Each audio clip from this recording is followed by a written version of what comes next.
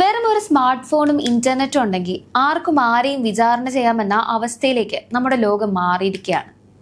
കഴിഞ്ഞ ദിവസം കോഴിക്കോട് ഗോവിന്ദപുരത്ത് ദീപക് എന്ന 41-കാരൻ ജീവൻ എടുക്കുമ്പോൾ തോറ്റുപോയത് നമ്മുടെ നീതിന്യായ വ്യവസ്ഥ കൂടിയാണ്.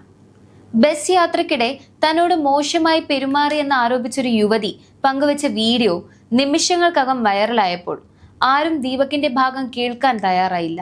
ഒടുവിൽ അപമാനഭാരം താങ്ങാനാവാതെ അയാൾ മരണത്തിന് കീഴടങ്ങി. എന്താണ് ഈ മരണത്തിന് പിന്നിലെ യഥാർത്ഥ വസ്തുത? കഴിഞ്ഞ വെള്ളിയാഴ്ചയാണ് സംഭവങ്ങളുടെ തുടക്കം. കണ്ണൂരിലേക്കുള്ള ബസ് യാത്രക്കിടെ ദീപക് തന്നോട് അശ്ലീലമായി പെരുമാറിയെന്ന് ആരോപിച്ച് ഒരു യുവതി ഇൻസ്റ്റഗ്രാമിൽ വീഡിയോ പങ്കുവച്ചു. ലക്ഷക്കണക്കിന് ആളുകളാണ് ആ വീഡിയോ കണ്ടത്. വീഡിയോയിലെ ദൃശ്യങ്ങളിൽ ദീപക് ഒന്നും ചെയ്യുന്നില്ലെങ്കിലും യുവതിയുടെ ആരോപണം മാത്രം അടിസ്ഥാനമാക്കി ആയിരക്കണക്കിന് ആളുകൾ അയാളെ ക്രൂശിച്ചു. വീഡിയോ കണ്ടവർ ദീപകിന്റെ പേരും ജോലിയും കണ്ടുപിടിച്ച് അയാളെ വേട്ടയാടി.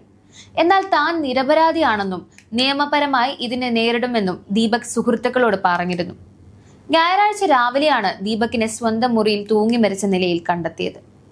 കഴിഞ്ഞ 7 വർഷമായി ഒരു സ്വകാര്യ സ്ഥാപനത്തിൽ വിശ്വസ്തയോടെ ജോലി ചെയ്തിരുന്ന ഒരാളായിരുന്നു ദീപക്. സഹപ്രവർത്തകർക്കും നാട്ടുകാർക്കും അദ്ദേഹത്തെക്കുറിച്ച് നല്ലത് മാത്രമേ പറയാനുള്ളൂ. ഒരു പരാതി നൽകുന്നതിന് പകരം എന്റെ മകന്റെ മുഖം നാടാകെ കാണിച്ച് അപമാനിച്ചത് എന്തിനാണ് എന്നാണ് അദ്ദേഹത്തിന്റെ കുടുംബം ചോദിക്കുന്നത്. സോഷ്യൽ മീഡിയയിൽ വൈറലാകാൻ വേണ്ടി ഒരാളുടെ ആത്മാഭിമാനം പന്താടിയതാണ് ഈ ദുരന്തത്തിന് വഴിവെച്ചത്. ഇവിടെ ഉയരുന്നത് വലിയൊരു ചോദ്യം: എന്തുകൊണ്ട് ആ യുവതി പോലീസിനെ സമീപിച്ചില്ല എന്നതാണ്. ഒരാൾ മോശമായി പെരുമാറിയാൽ പരാതി നൽകാൻ നിയമമുണ്ട്. എന്നാൽ ആ വ്യക്തിയുടെ ചിത്രം സോഷ്യൽ മീഡിയയിലിട്ട് വിചാരണ നടത്തുന്നത് കൊലപാതകത്തിന് തുല്യമായ ക്രൂരതയാണെന്ന് നിയമ വിദഗ്ധർ ചൂണ്ടിക്കാട്ടുന്നു. നിലവിൽ ദീപകിന്റെ മരണത്തിൽ പോലീസ് കേസെടുത്തിട്ടുണ്ട്. വീഡിയോ പ്രചരിപ്പിച്ച യുവതിക്കെതിരെയും അന്വേഷണം വേണമെന്ന ആവശ്യം ശക്തമാണ്. സൈബർ ഇടങ്ങളിലെ അന്ധമായ വേട്ടയാടൽ അവസാനിപ്പിക്കേണ്ട സമയം അതിക്രമിച്ചിരിക്കുന്നു. ഒരു വീഡിയോയോ പോസ്റ്റോ കാണുമ്പോൾ അത് സത്യമാണോ എന്ന് ചിന്തിക്കാതെ നമ്മൾ ഷെയർ ചെയ്യരുത്. നമ്മുടെ ഓരോ ക്ലിക്കിലും ഒരാളുടെ ജീവിതമുണ്ടാകാം. ദീപകിന് ലഭിക്കാത്ത നീതി ഇനി ഒരാൾക്കും സംഭവിക്കാതിരിക്കട്ടെ.